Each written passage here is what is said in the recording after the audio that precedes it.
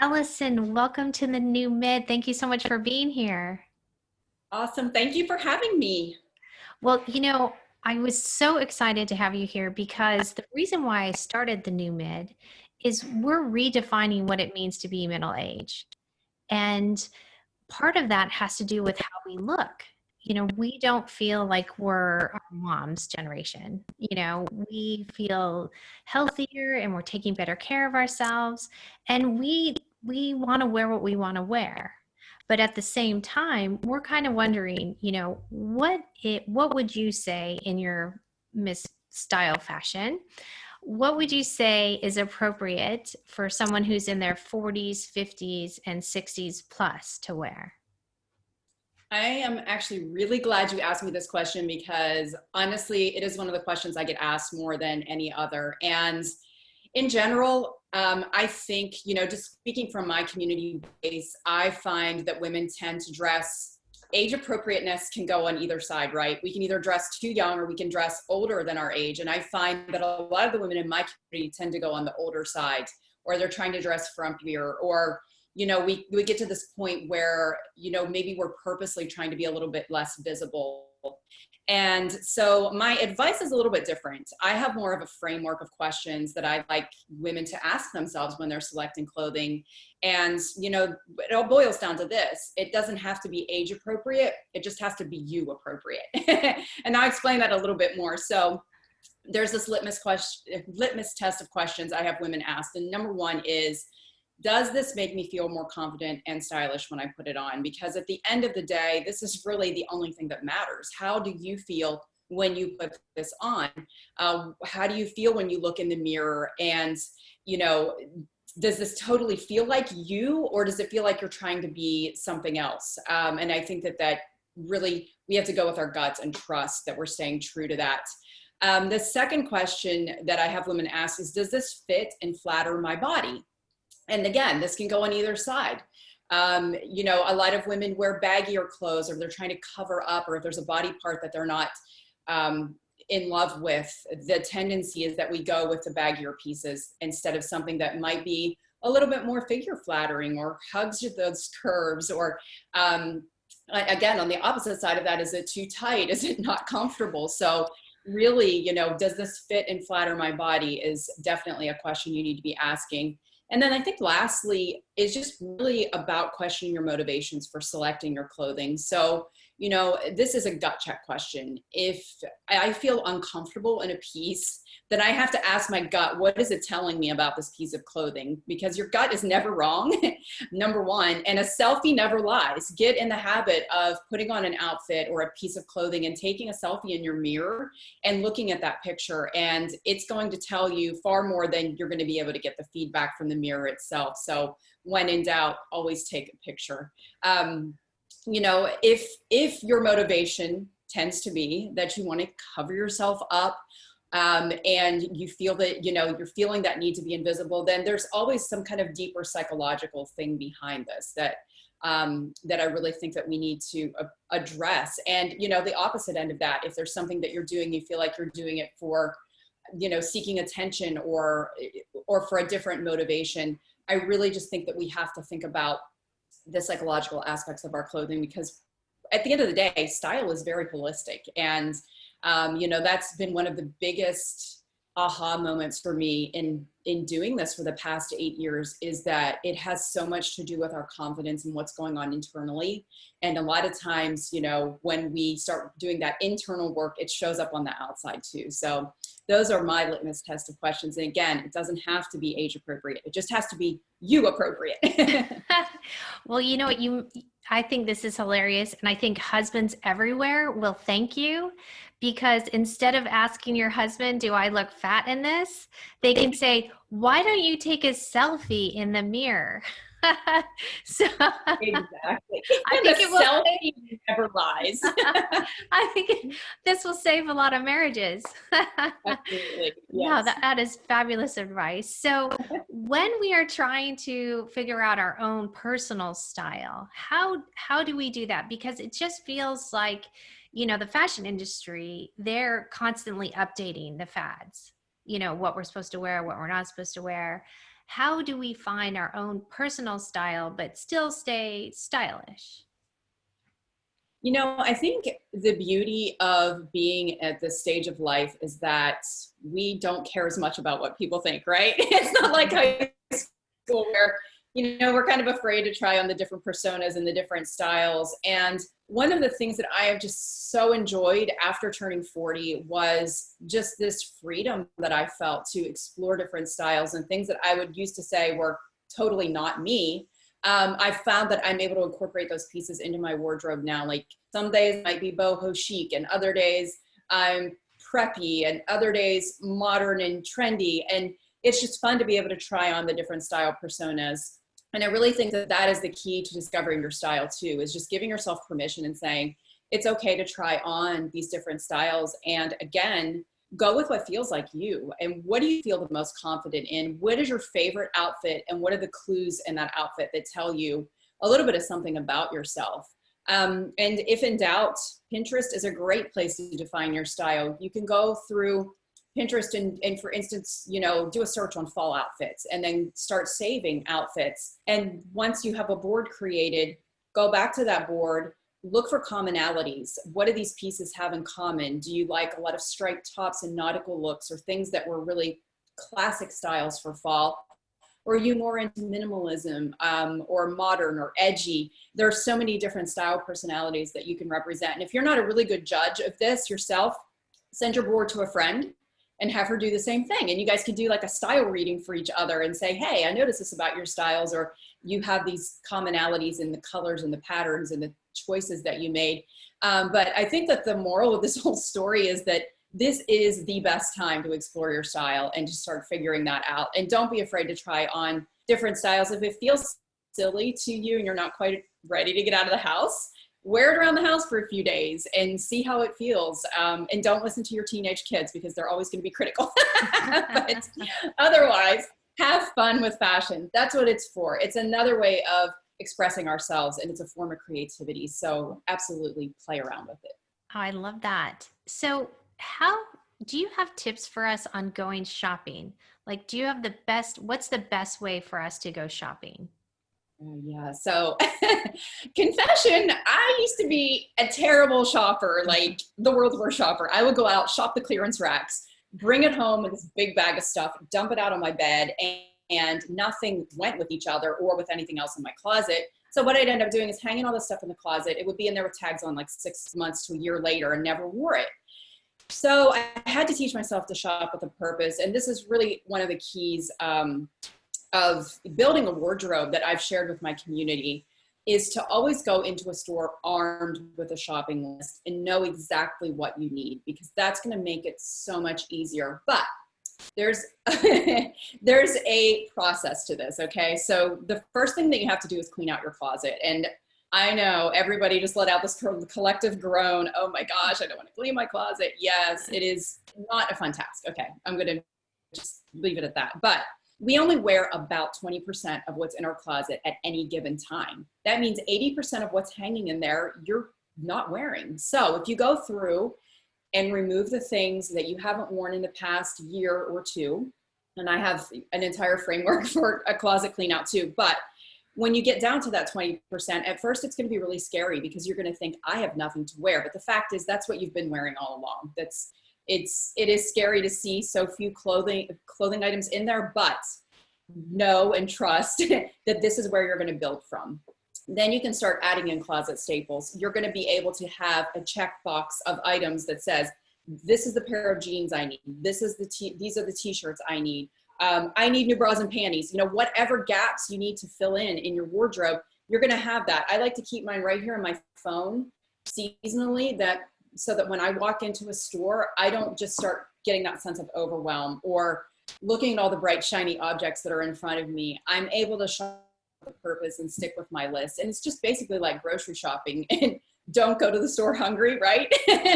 Don't go to the store armed without a list. So once you have the shopping list, it is a true game changer, and it will absolutely revolutionize the way that you shop going forward. Well, I love that, because my next question is actually about online shopping, because a lot of us having to stay at home, obviously we're shopping a lot more online. And us midlifers, we're sort of new to this shopping online thing. We grew up touching it and trying it on and everything. So can you give us tips? I like the idea though of having a list of what I need before I sit down to online shop. So that's great. But do you have any other tips for us on how to shop online and any good sites that you'd recommend? Yes, and it's funny because over the past few years I've shifted from doing almost all in-store shopping to almost exclusively online shopping, and it has been a shift and it's been a learning curve. But I do have a few tips and tricks. So one thing that retailers are doing really, really well now is they're giving us more information that's making it easier for us to shop online. So for instance, reviews, always read the reviews. Sometimes you can even gather information from other women who are the same height, weight, and body shape as you that are able to speak to fit, able to speak to quality. So my first tip would be always read the reviews. Secondly, if you're unsure of the sizing, then order your regular size and then order either a size up or a size down. And this is really going to differ depending on the retailer. Again, if you read the reviews and most people say this item runs too small, or this item runs too large, or this is true to size, you'll be able to know how to order from that information. But if you order up a size or down a size and get both of those delivered to you, then you can do your try on session at home. And the beauty of most of us shopping from home now is that retailers are making this so much easier. So I know Nordstrom and Amazon and so many others are offering free shipping both ways. So bring it home, try it on, send back what doesn't work for you, and keep what does. And it's just like having your own fitting room at home. So again, it's just so much easier now than it ever used to be. But those tips have worked out, and I've had a lot of success with my online ordering recently. It does help though to know what your size is at certain retailers and know that maybe you're a size 2 at Banana Republic consistently. And inline or in-person shopping is very helpful for that. But once you have that baseline, then it makes it so much easier to shop online too. Well, I'm glad that you mentioned Banana Republic actually, because I always wonder when I go in there, am I, shopping? Am I too old for this store? But a lot of their pieces feel comfortable for me, so it's always wondering like what stores. Look, now, take it, I would not shop at Abercrombie and Finch, you know. Yes. Yeah. So I totally get that. And again, we go back to that. Is it you appropriate instead of is it age appropriate? Because I find things sometimes when I'm shopping with my daughters that, maybe there's a cute sweater or something that's completely age appropriate for all three of us. They're 16 and 21. So we kind of run the gamut. They borrow clothes from me. I borrow clothes from them. So you absolutely can find those pieces in stores like that. But in general, I find that my favorite retailers are Nordstrom. If you're looking for some good quality basics that are going to last season after season, they're a great resource for denim. They're a great resource for footwear. If you're looking for seasonal trends, H&M has a lot of fun, trendy items that are definitely not going to break the bank that you can pick up there. I love J. Crew and J. Crew Factory. Again, they're a good classic retailer, but they also have a few fun trends that they add in that are completely age appropriate. Banana Republic, Old Navy. I had great luck at Old Navy this fall. I mean, they're kind of hit or miss sometimes with their quality, but they had a great fall collection come out. So definitely don't go into it with prejudice against different stores depending upon like this seems too old for me or this seems too young for me.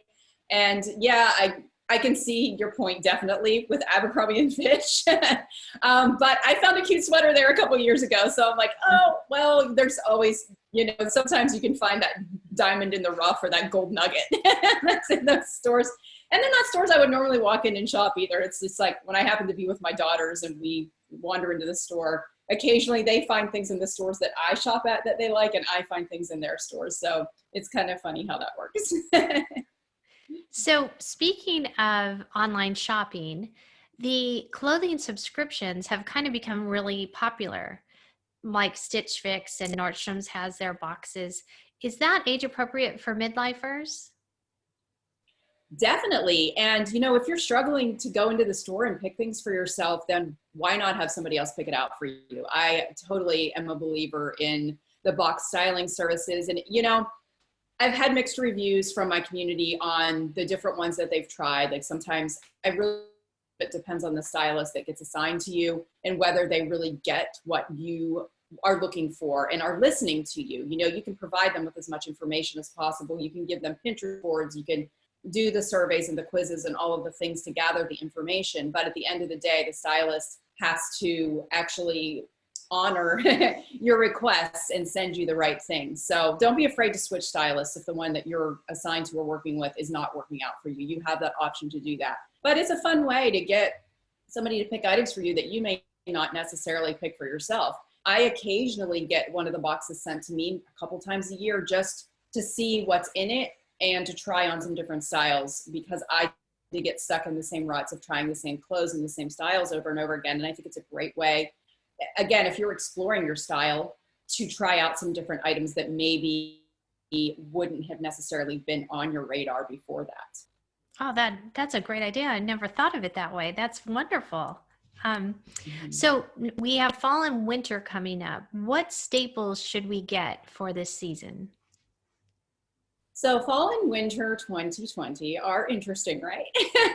um, a lot of us are working from home more often, or we're not heading out as much. So, normally I wouldn't put something like a comfy pair of joggers or leggings on a staples list, but I truly believe that with our new work from home lifestyles that, casual wear is so much more useful nowadays than it has ever been in the past. So in addition to your basic staples, you're going to want some great fitting denim. I think every woman needs a pair of jeans that fits her and makes her feel like $1,000,000. So when you find that pair, buy it in multiple washes, because we all know it's like Cinderella's slipper, right? We go out and try on all of these pairs of jeans, and when we finally find that right pair, definitely get it in more than one wash. If you're not sure what to start with, I always recommend going with a dark wash denim with a little bit of stretch, because that's going to be the most figure flattering across the board.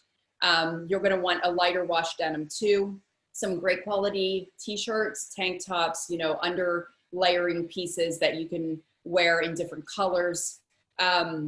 Blouses in different colors and patterns. Pretty solid blouses like in burgundies and jewel tones are always good for fall. And if you're doing a lot of Zoom interviews, they're great for that too. Just having a solid patterned blouse that you can dress up with some simple accessories. You're going to want some toppers. So we're talking of jackets. I love my leather moto jacket. I wear it all fall and winter. Denim jackets are great for fall. They're a nice lightweight layering option that you can do transitions into the fall season. I live in Texas, so it's definitely still hot here, but a denim jacket is a great fall transition piece. Great quality footwear should be in every woman's closet. Have a good pair of ankle boots for fall and winter. You're going to want a pair of more rugged style boots too, definitely if you live in a winter climate, and a good winter coat.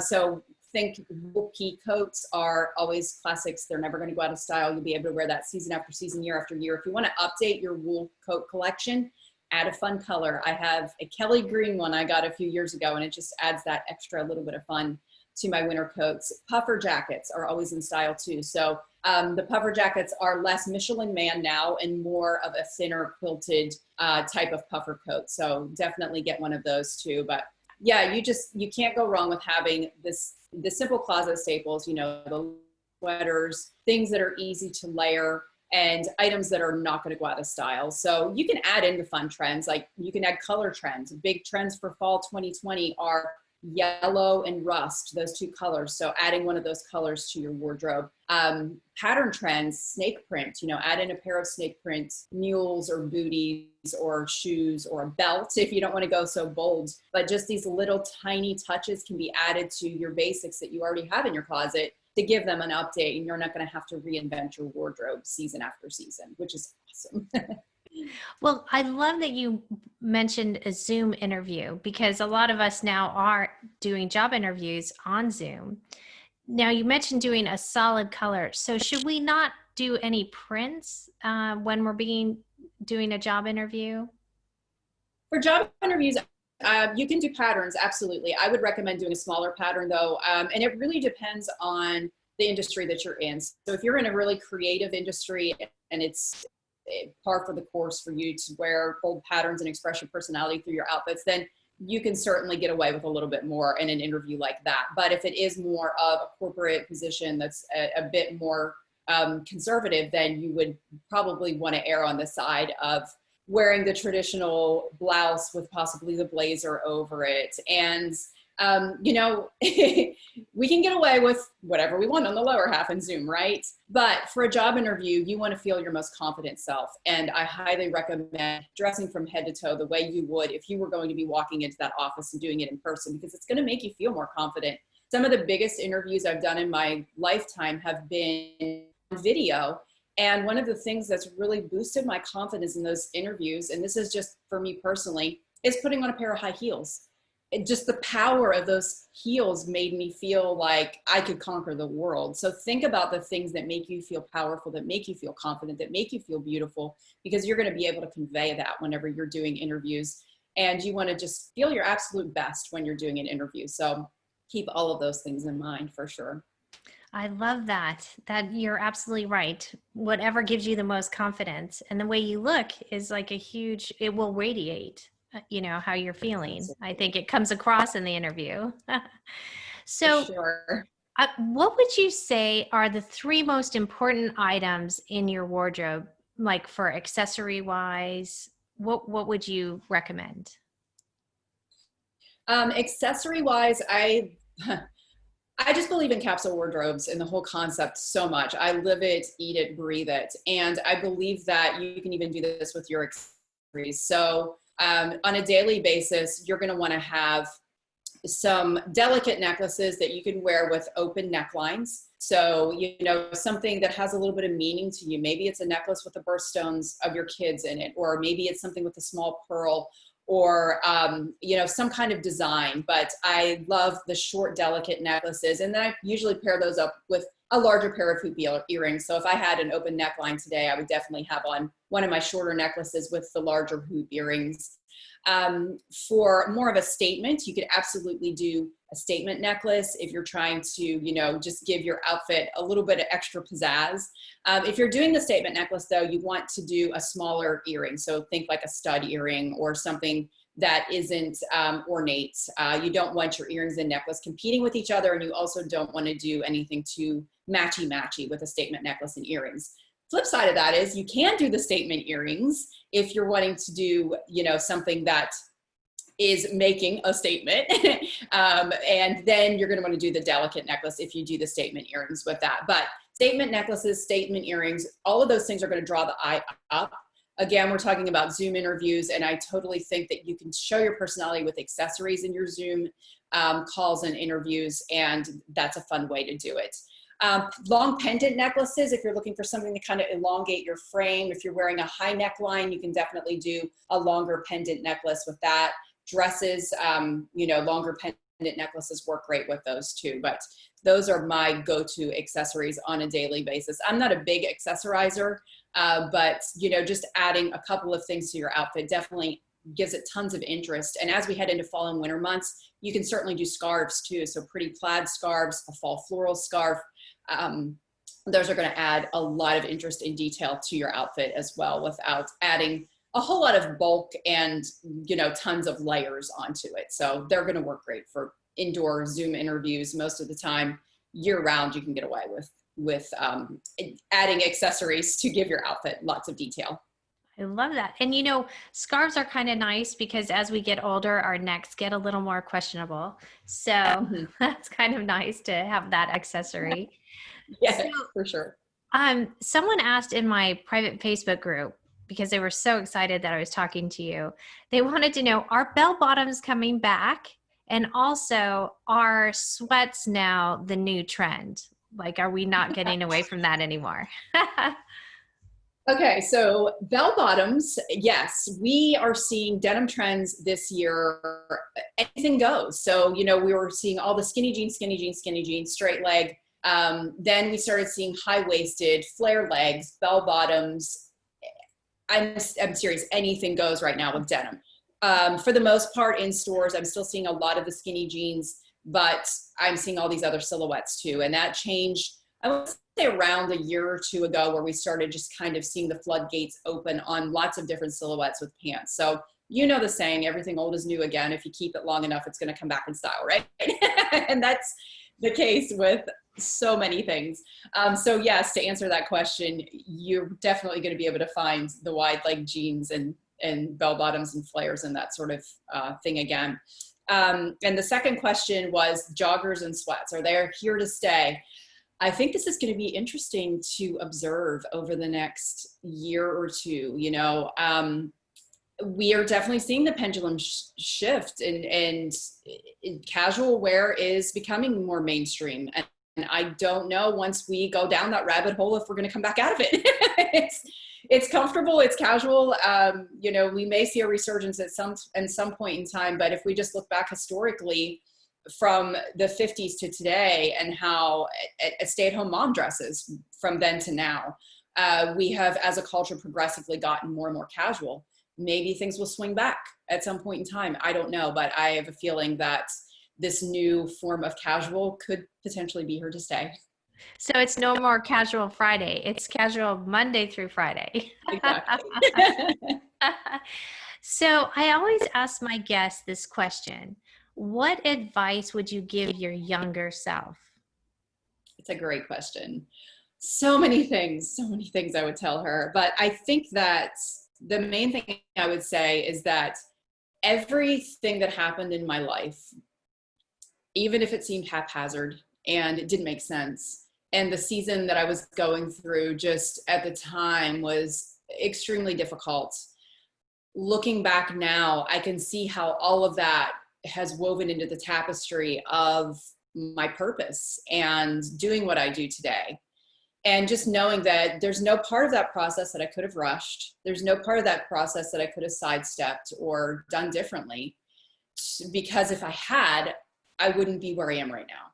And I think that that's so important, and so much value in being in midlife, is that we can have that perspective to look back and see that it all does make sense. And to even share that, like I can do that with my kids now. I have a 24-year-old son that's freshly out of college, and he's in his first job, and you know, maybe it's not the thing he wants to do the rest of his life, but I wasn't doing that at 24 either. And a lot of us aren't. So just having that perspective to be able to share it with others, and to tell my younger self that just trust the process, because it all turns out exactly the way it's supposed to.